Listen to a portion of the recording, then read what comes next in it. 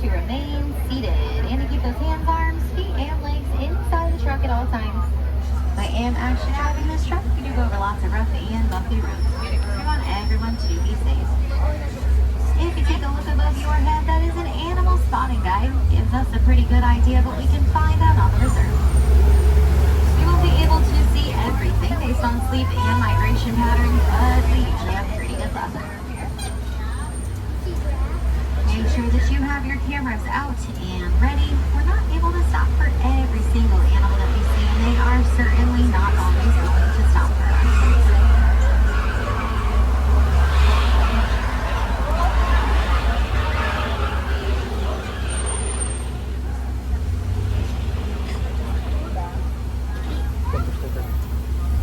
We're also not able to stop for anything that falls out of the truck, but if you do lose something, The bumper sticker on the left. we'll do our best to get it back for you.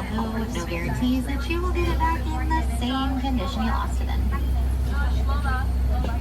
Soon as we get clearance from the warden, we'll be starting our safari journey in the Little Ituri Forest, where the animals have some bright camouflage, helps to keep them protected from their predators.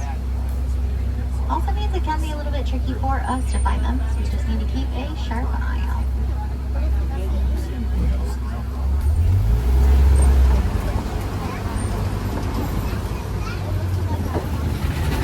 As we enter the reserve on the hill to the west, there are some copper-colored antelopes called bongos. Bongos are also known as the ghosts of the forest because they're super shy, so we're lucky to see them today. Both male and female bongos have backward-leaning horns that help them to get through the thick brush of the forest. Lighter tan-colored antelopes are greater kudu. They can stand about 55 inches tall at the shoulder, making them one of the taller antelope species. Those are female kudu. They don't have any horns, only the males do. Over on the right, the tall black and white bird is a saddle-billed stork, and further back, there is an okapi. Many people believe that okapi are related to zebras because they have those stripes on their legs, but they are not. They're actually the only living relative of the giraffe, which we can tell by looking at the shape of their skull, as well as their prehensile tongue that they use to grab leaves. Prehensile means they can grab and pull with their tongues like we can grab and pull with our fingers. That saddle-billed stork gets its name from the bright yellow saddle shape on their bills. They can stand about 5 feet tall, use their long legs to wade through the water to get fish, lizards, other creepy crawlies that they enjoy eating. Coming up on the left, there is a black rhinoceros. They weigh around 3,000 pounds, but they are solitary animals because they're very territorial. Black rhinos are endangered because they're hunted for their horns, which are made out of keratin. Same thing you'd find in your hair and nails. So not really of any use to anyone except for the rhino.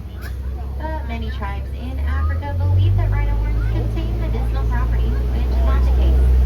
So we are doing our best to educate as many people as possible.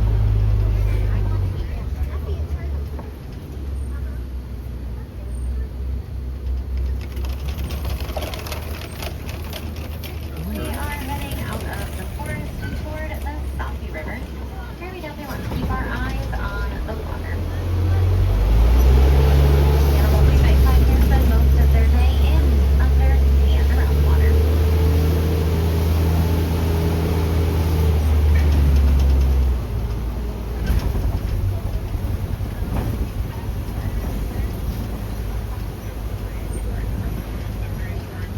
The large white birds on the right are pink-backed pelicans.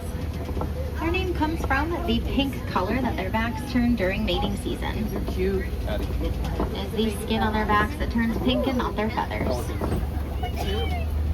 They are some of the smaller pelican species, but their wingspan is still about 7 to 9 feet wide.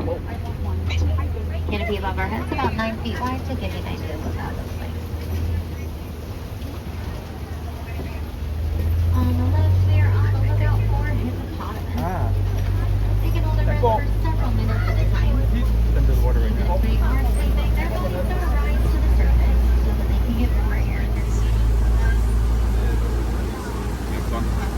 Hippos can swim, but usually they don't. They will walk or glide along the bottom.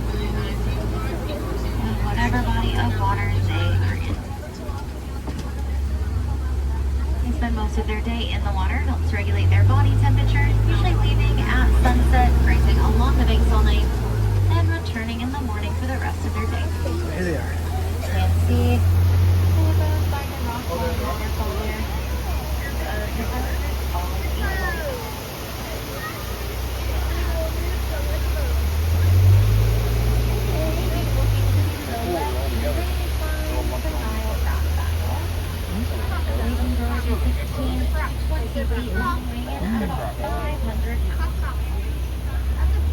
Once a week, they will eat about half their body weight, but they're also able to go months at a time without eating anything at all.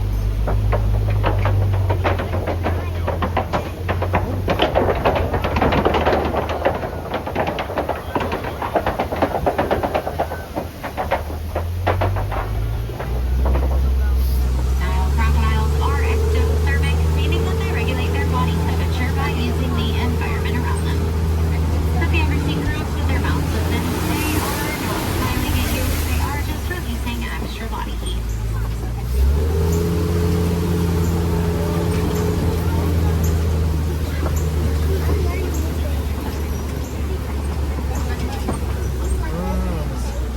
Over on the right is a baobab tree, also called an upside-down tree. Looks like its roots are up in the air.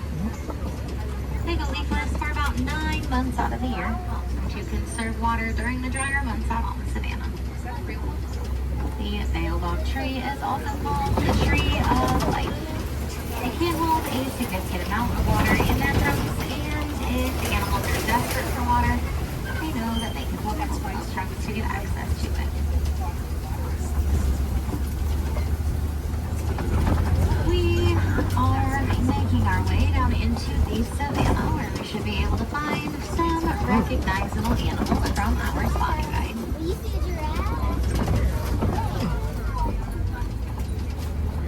Over on the right, there are Maasai giraffes. Named after the Maasai tribe in Africa, these giraffes are known for their jagged, irregular spots. Sort of like a puzzle that doesn't quite fit together. They are the tallest land animals, standing between 16 and 20 feet tall. But they have the same number of vertebrae in their necks as humans do, which is 7. They are just much larger than ours. Make sure everyone is sitting down, please. Everyone has to sit. In the back, I need you to sit down, please. Thank you. Did you notice though, the giraffe by the tree there is definitely not 16 to 20 feet tall yet. He's just a baby. When baby giraffes are born, they're about 6 feet tall.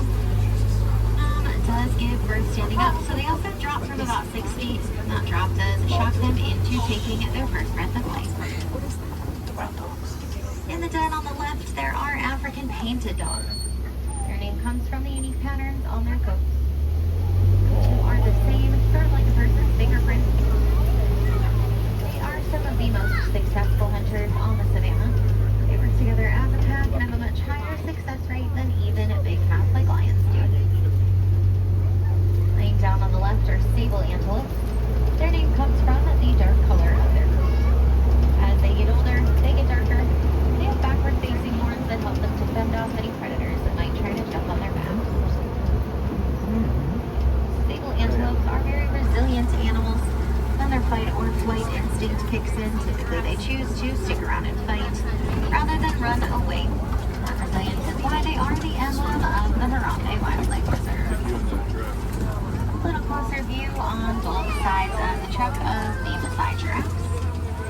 Giraffes do spend most of their day eating, only sleeping for about 30 minutes every day. But they won't do that all at once. They'll break it up into small power naps throughout their day. They also have very large hearts, about the size of a basketball. One of the highest blood pressures in the animal kingdom. Helps them to pump their blood up their long necks into their brains. Group of giraffes is called a tower. The animals with large horns on the right are Ankole cattle, also called Watusi cattle, or the Watusi tribe that first domesticated them. They are not kept for their meat, though. The more cattle you have, the wealthier you are. Their horns can grow to be about 6 feet long from tip to tip, but they only weigh around 20 pounds. That's because they have a honeycomb-like structure on the inside. Works like their own personal air conditioning unit. Their blood will travel up and through that honeycomb, cool off, then return to their bodies to help cool the rest of them off. Zebras. Over on the right, there are Hartman's mountain zebras. They have smaller hooves that help them to climb and travel throughout the mountains. They are the only species of zebra that has a dewlap, which is an extra flap of skin on their necks that helps them cool off. My friend in the back, you have to sit down, please. Oh, look. Thank you. Group of zebras is called a dastan. Also on the right are wildebeests. They are migratory animals, so they will travel long distances, usually between 500 and 1,000 miles in very large groups, totaling over 1.5 million wildebeests. When they go to sleep at night, it's Giraffe back there. so that they can get up and quickly to sense any kind of threat or danger in the area. And then so the code new GNU for this on the TV. Lots of fallen trees through here, good sign that elephants are in the area. They enjoy snacking on the leaves on the trees. When they can't reach those tippy top leaves, they'll just knock the tree over so that they can finish their snack. On the right, there is an African elephant. They have very large ears that almost look like they're shaped like the continent of Africa. They will flap their ears, helps to cool their body temperature down by about 15 degrees Fahrenheit.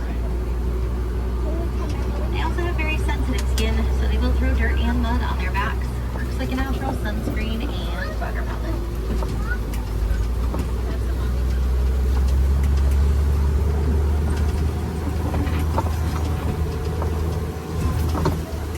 Elephants are losing their habitats to many things, and in losing those habitats, they're getting closer to farmlands and they are trampling through farmers' crops. So the farmers are hunting those elephants in order to protect their livelihoods. In reserves like this one, we have been able to study elephant vocalizations. Okay. We have learned that elephants are afraid of bees. So the Elephants and Bees Project was born. Farmers were assisted in placing beehives around their crops. Since those hives have been placed, the elephants no longer trample through the crops. So the farmers and the elephants are able to coexist more peacefully. Farmers keep their crops. They also have an additional income from the honey that the bees provide.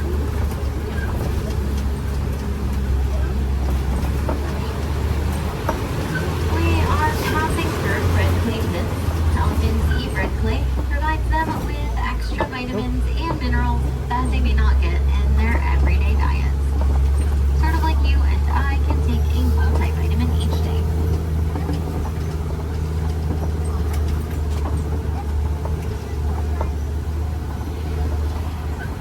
Elephants live in a matriarchy, so all of the females will stick together for their entire life. Males break off from the herd when they are about 12 or 13. They'll go off on their own, where they will form a bachelor herd with other males.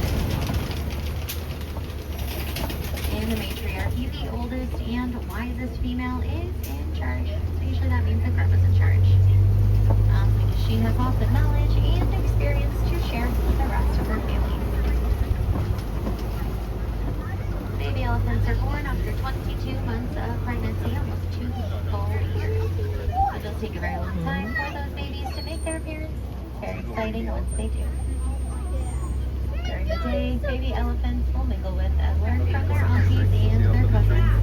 But at night, mama calls the baby back to her so that she knows the baby is nice and sweet, sort of like that baby elephant is a year and a half old.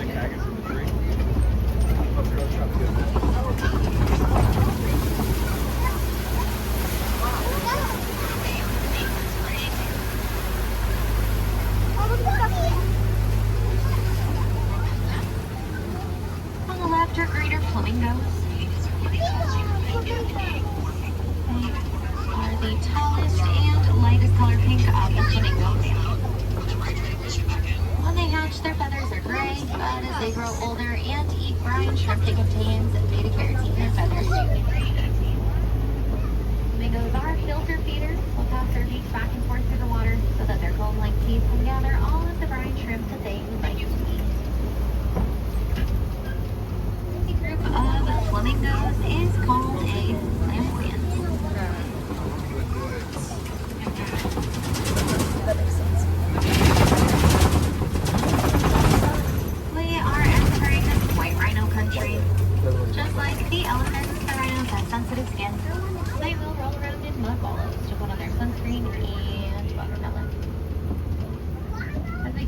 on the left, these rhinos are not really white. Their name actually comes from the mistranslation of the word bite, B-I-T-E, in Afrikaans, which means wide, not white. They have nice wide upper lips that help them to graze and eat their food off the ground. They're also quite large, weighing between 4,000 and 5,000 pounds. Rhinos don't have the best eyesight, so to make up for that, their hearing is very strong. If you watch their ears, they can move independently from one another and almost completely around in a circle so they can hear what's going on from all directions. They are social animals. A group of white rhinos is called a crash. On the hill to the left, there are cheetahs. There's one that just sat up in front of the tree. The other two are back behind the tree. They are the fastest land animals, going from 0 to 60 in about 3 seconds. They won't maintain that for very long, though. It is pretty exhausting on their bodies. They have nice long tails to help them to steer, sort of like a boat rudder. Black tear streak marks on their faces that dampen the sunlight like sunglasses. Cheetah's claws do not retract. It gives them a better grip while they're chasing their prey. They don't roar. They purr and chirp instead.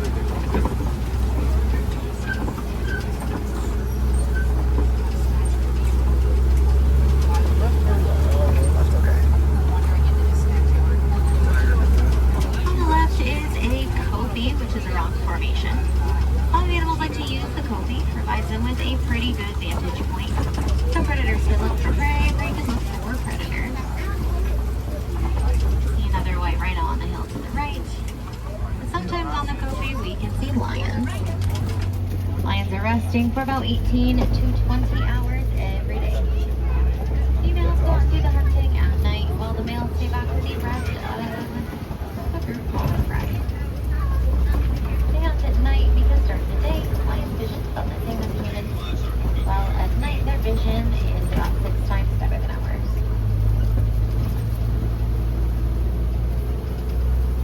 A lion's roar can be heard from about 5 miles away. The Swahili word for lion is Simba, just like our cow from The Lion King. Burrows on the left belong to warthogs. They are the largest burrowing mammals, so they will dig their burrows or take them from other animals back into them so that their sharp tusks are available for protection. Warthogs are very intelligent animals. They do not like to be called Pumbaa. That's because Pumbaa does not mean warthog. It means foolish one in Swahili. Over on the right are a couple ostriches and waterbuck. Waterbuck drink a very large amount of water for an antelope. That just means that they have to drink water every day. Most other antelopes can go days, weeks, months without drinking any water, so they will migrate to find a source. Waterbuck can't do that. They'll find a source and stick to it. They are very protective of that water source once they have it. Ostriches are the largest birds, too big and heavy to fly. So instead they run at speeds between 35 and 40 miles per hour and use their wings to help them steer.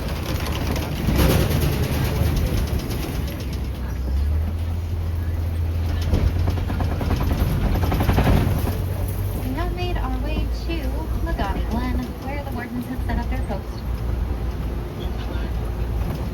Wardens help keep the animals on the reserve protected and safe. We've also domesticated some Nigerian dwarf goats who are great partners. They eat a lot of the undergrowth most animals do not enjoy, and they help keep lawns nice and clean. They also produce a sweet, nutritious milk that is delicious, can be made into cheese, and that milk and cheese can be sold down in markets. They're so cute.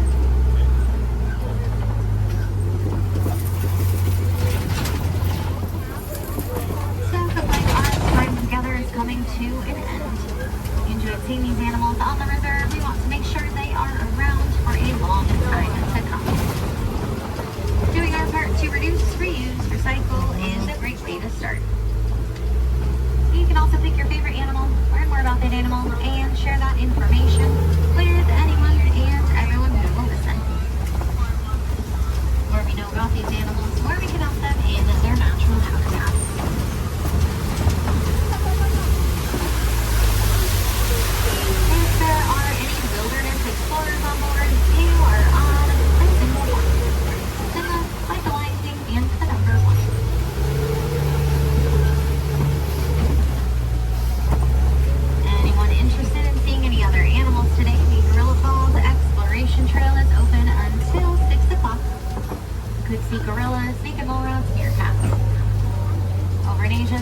you just with Asian animals at the Maharaja Jungle Trek, where you could see Sumatra tigers, Komodo dragons, baffle